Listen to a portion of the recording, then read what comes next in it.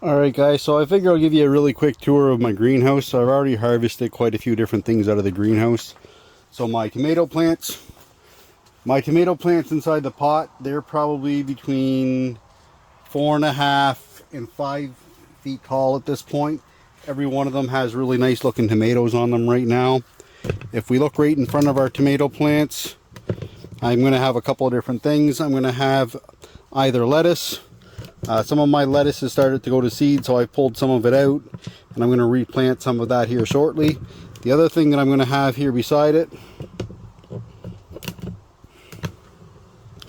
is going to be a bunch of sweet pepper plants.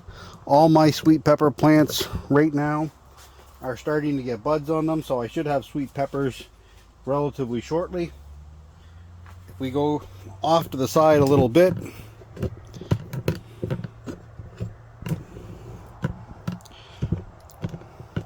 you can see over in the corner, I'm going to have a whole bunch of potatoes in a tub.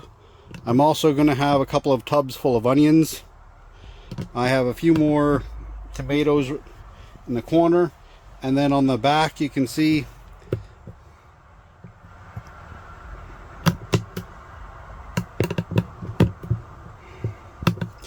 that we got a bunch of broccoli growing. I've already harvested the broccoli a couple of times. And then on the other side of the greenhouse, it's pretty much all taken up by one individual item, which is going to be this giant bathtub that we took out of our house. So out of this bathtub, this is all going to be all hot peppers. So the hot peppers are all pretty much ready to start coming out right now.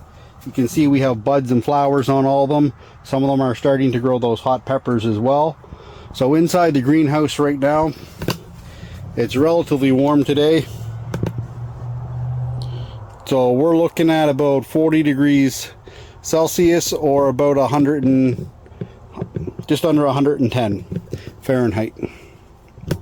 If we go outside to the garden, so last year I did a video of me planting these two cherry trees. So I have a sour cherry tree right here, and then I have a sweet cherry tree.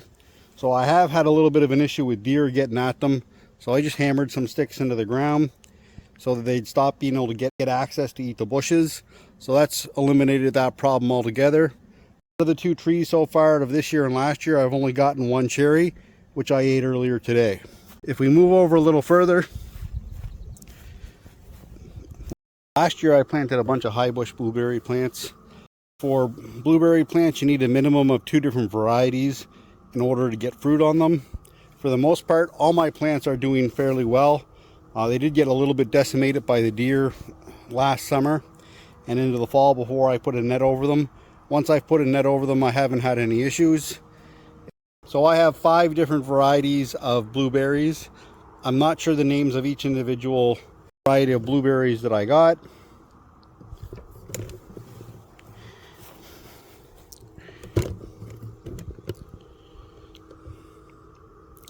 As you can see, we certainly have a lot of blueberries on this one as well.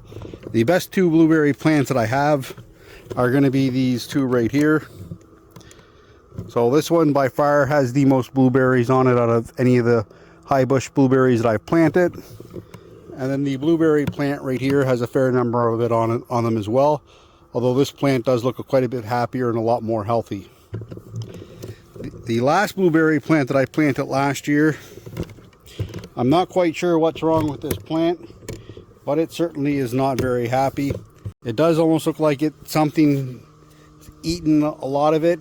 I'm not entirely sure what. There's some dead growth on that as well. So I'm probably going to need to cut off that dead growth just to improve the quality of that plant and see if I can't get it going a little better. If we go into our main part of the garden that's all fenced in. So the first thing you're going to see is I have 4 zucchini plants. My zucchini plants are very, very happy. They're doing really well. I have a lot of zucchini on them. If you just move a couple leaves, you can see about 8 really healthy looking zucchini. I've taken a couple zucchini off, harvested them. We had some zucchini flour that we made yesterday, turned that into some pizza. I also started making some zucchini flour earlier today, and I'll show you that in a video there as well.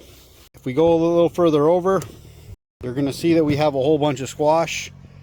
I don't remember what variety that I planted, But those are very happy right now. They're doing really, really well. And behind there we have a little bit of asparagus. That asparagus is about 5 feet tall, and it's doing really well too. If we go into the garden a little bit further, we'll try not to crush our plants. So inside the tomato cage right here, I'm going to have some cucumber, and then I have some more cucumber right beside it. I've harvested a couple cucumbers off of those just beside our cucumbers. I'm going to have a huge pile of beans. I just brought a bunch of beans into the house about an hour ago. There's still lots of flowers and lots of beans growing on it. Then I'm going to have 3 rows of tomatoes. Those tomatoes are probably about 3.5 feet tall. They're the same varieties that I have in the greenhouse. They're just not quite as far along, but they're doing really well. They're starting to get tomatoes on them, and they all have a lot of blossoms on them as well. So I'm pretty happy with my garden so far this year. Unfortunately, something I planted last year is going to be a bunch of strawberries. And the strawberries I planted last year, I forgot to cover them. Unfortunately, because I forgot to cover them in the fall, they didn't overwinter at all.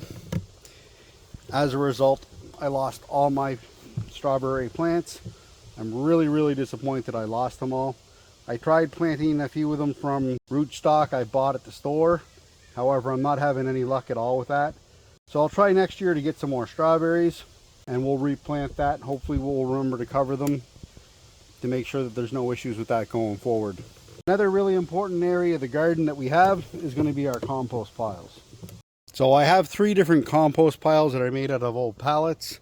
You can see the one on the right hand side is starting to fall apart a little bit.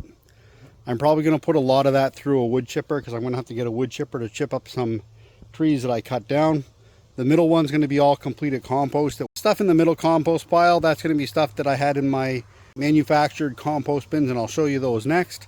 And then beside that, I just have a whole bunch of yard waste, mostly grass clippings in the one on the left hand side. Now if we look a little closer at if we go over and we take a look, I have 3 man-made compost bins that we purchased. So I've had these 3 bins for about a year now. Something that's really, really important to keep in mind is when you have compost bins, it's important to check the temperature of those bins. I've been a little negligent in checking the temperature on the bins.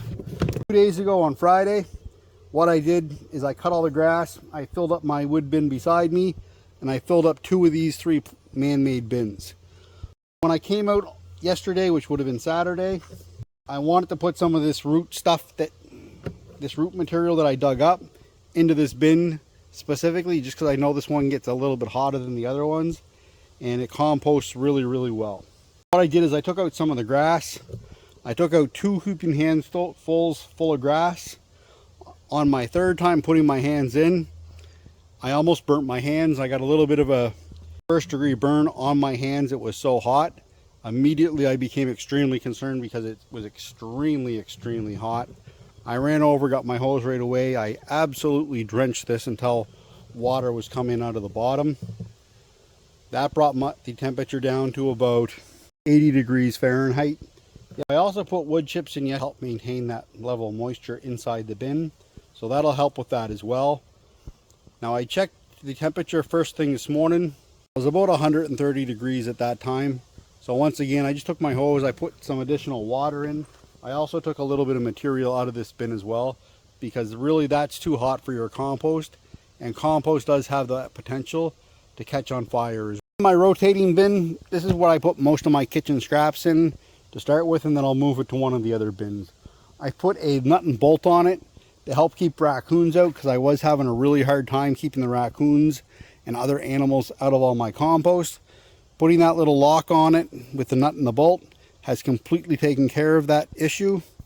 Then for my last bin, what I'm going to have is going to just be a wooden bin similar to the ones made out of pallets. This one is not a bad bin at all. The average temperature on this is about that 100 degree mark. When I checked it yesterday and this morning, it was around about 110 degrees, so it's very actively composting. At the start of the season, I emptied all of my compost bins and put everything into that completed compost bin because everything was completely done. It was very well cooked.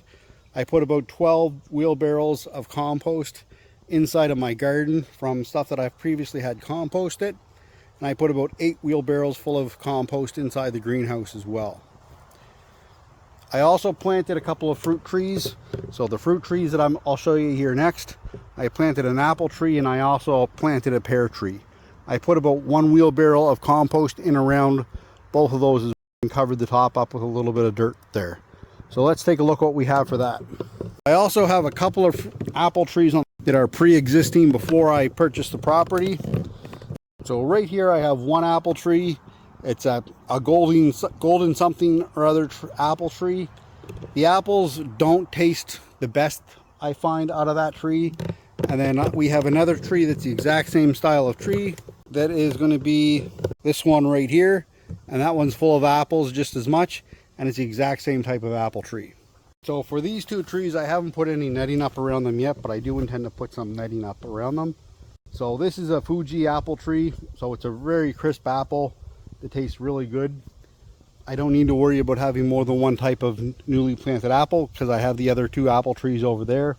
There's also a bunch of apple trees on the property on either side of me, so I don't have any concerns about it getting properly pollinated by any insects that are around. The other one I have is going to be a pear tree. So the pear tree is the closest tree I have to the house right now. On my pear tree, it has 3 different types of pears on this tree. And all they do is splice it to get more than one type of pear on it. This will self-pollinate itself because it has more than one variety on it. That way I don't have to have multiple different types of pear trees. What I would like to do down the line, take some of this pear tree, transplant it, see if I can't get it to root, and then plant a few more apple trees and a few more pear trees so that we have some more fruit-bearing trees on our property. The large pile of brush behind the tree, that's going to be stuff that I just cleared out recently. I cleared out that whole area and a little bit behind the baby barn there as well. There's about 10 feet most of the way around that baby barn right now. There's been a few forest fires in the last couple of years within about 50 kilometers. So I wanted to make sure that if there was a fire, that it's far enough away that there is a chance that we'll be able to save the baby barn. There's nothing close enough to the house that it's going to cause our house to catch on fire in all likelihood. Right now that's pretty much all that we have planted for the garden. We also have a few maple trees around our property. I've transplanted a couple of maple trees to one side of our property. For the maple tree that I have here, this was growing right beside our foundation. I dug it up and then I've transplanted it over here. I see we have another little maple tree starting off to the side. I'm probably going to dig that little maple tree that's growing up off to the side and transplant it a little bit further away so that it has all kinds of room to grow, so it's getting a lot of nutrients as well. And we also have a maple tree out back that I've been tapping for the last couple of years. I've gotten several gallons of syrup out of that. The maple tree that I tap, there's a couple other trees around that I'll tap as well. This one's pretty close to the house.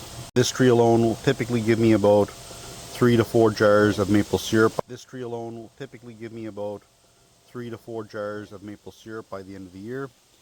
And what you want to look for when you're looking at the actual trunks themselves, the trunks need to be a minimum size, so they should be at least 4 to 8 inches around. And every year that you tap it, you'll also want to take a look at how well the holes from previous years are doing. So if we zoom in here, you can see right here, that's a previous year's tap hole. You want to make sure that these are starting to grow back over. Within 2 years, that hole should be completely filled back in. If that's not happening, give the tree a little bit of a break. Don't tap it for a year or two, just to make sure that the tree is going to last the long term and there's no injury being caused as a result of tapping the tree. Now, it's been a couple of weeks since I made the first part of the video. I just want to do a little bit of an update.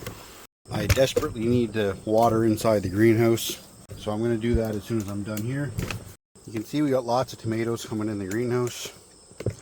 We have some ripe ones as well. You can see our onions are doing fairly well. So those are our red onions. Some of them are a little bit uncovered, but they've grown quite a bit since we planted them. Right here we have a bunch of yellow onions. We have another tomato plant. And then we have some broccoli sitting right there. We have a bunch of sweet peppers over here as well. So for our sweet peppers, something got at this pepper, so I'm just going to cut this one and toss it, I think. We got a couple of them. Not sure what's getting at these peppers. If you have any idea at all, I'd certainly love to know what's getting at them. So that's 2 of them that have some insect damage. The rest of them are looking pretty good. I have a few more peppers right here. So I got 2 or 3 on this one. And I got a lot of tomatoes in back here. Then for our hot peppers, we have a ton of hot peppers. So I have a ton of banana peppers. They're kind of everywhere. We have a whole bunch of chili peppers as well.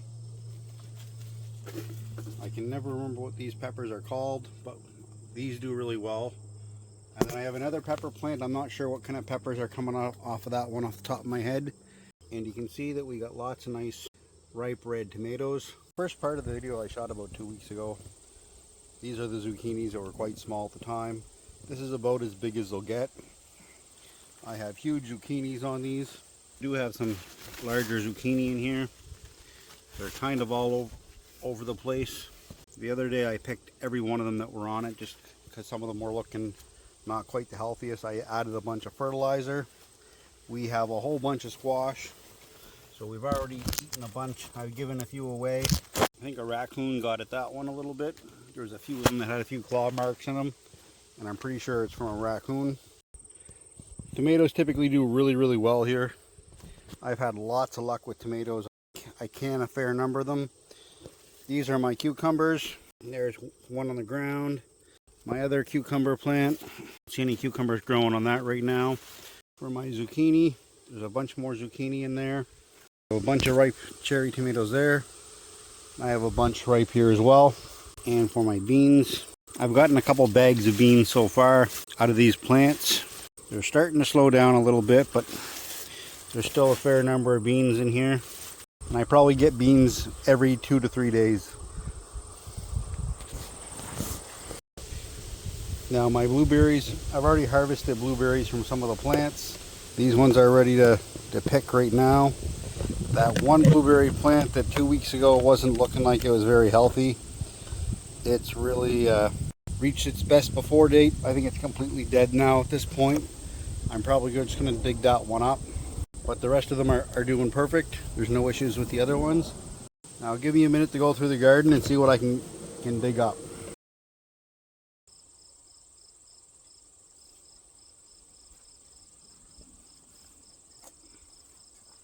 Alright, so just from about a minute or two, I filled the whole bowl up full of tomatoes, broccoli, sweet peppers, and hot peppers.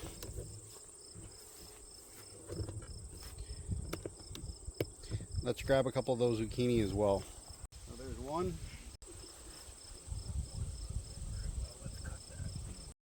So for zucchini, if they're not getting enough fertilizer, what'll happen, they'll start to rot on the end. All I typically do is cut off any rotten bit. Be perfectly fine inside. I'll throw this into the compost. It's just an indication that you need to give it more fertilizer. Once you give it more fertilizer, it'll all start to pick up. If you notice that there are dead ones on it like this, I usually cut all of them off that plant, give it a whole bunch of fertilizer, then a couple days later, you'll end up with something about this size. Alright, everyone says that you need a green thumb to be a good gardener. I don't agree with that at all. I think you're just going to need a green toe. Alright guys, if you found this helpful at all, don't forget to hit that like and subscribe button. And don't forget to hit the bell notification to let you know every time we're dropping a new video. Alright guys, thanks a lot and I hope you have a good weekend.